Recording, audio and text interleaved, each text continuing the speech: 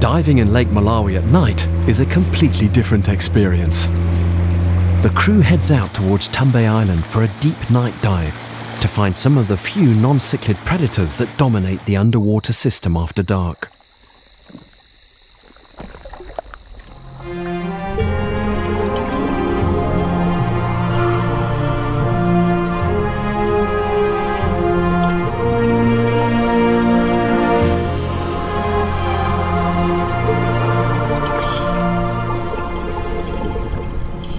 Catfish are out in force, swimming through the rocky grooves with the snoutfish.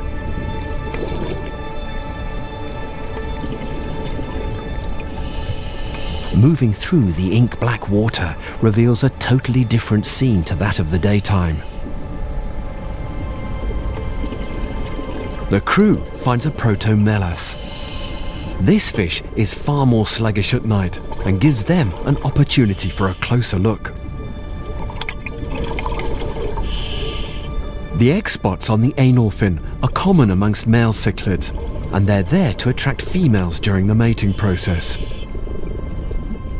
A female who has taken up newly laid eggs in her mouth will track these male egg spots.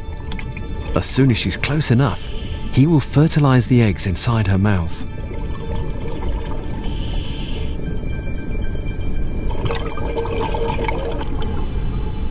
The depth doesn't afford the crew much dive time, and before long, it's time to navigate back to the dark surface.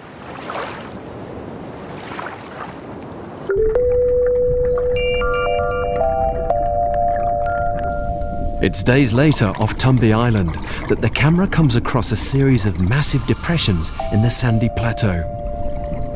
Huge symmetrical bowls have been excavated in the lake bed, some over 2 meters wide.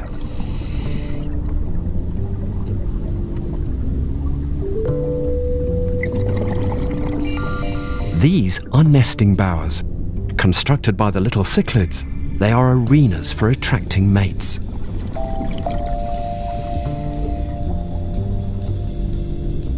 Most of these were so big that we could literally fit into them, and we knew that fish had made them. We just couldn't see any around.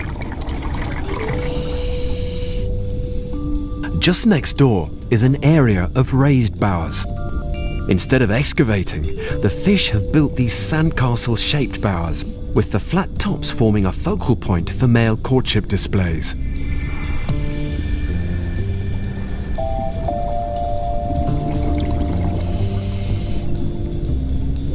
One of the more visible species that builds bowers is the little mchenga. This fish is 10 centimeters long and frenetically constructs its bower in an attempt to attract a mate. This involves an ongoing excavation process, and the fish keeps depositing sand along the rim, building the site higher and higher.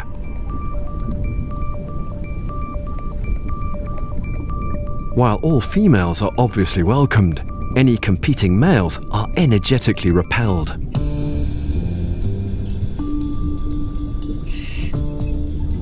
This frenetic behavior indicates that a female is nearby, and the male's tenacity level goes up a notch.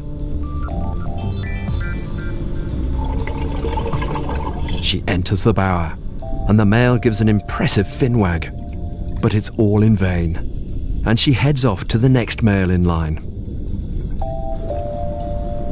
His annoyance is clear. There's nothing to do but start work again. Perhaps his bower wall needs to be higher.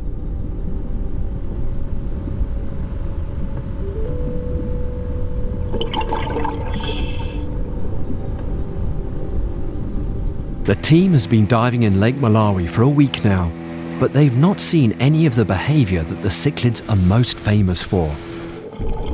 It's all about mouth brooding in the next and final episode of this series.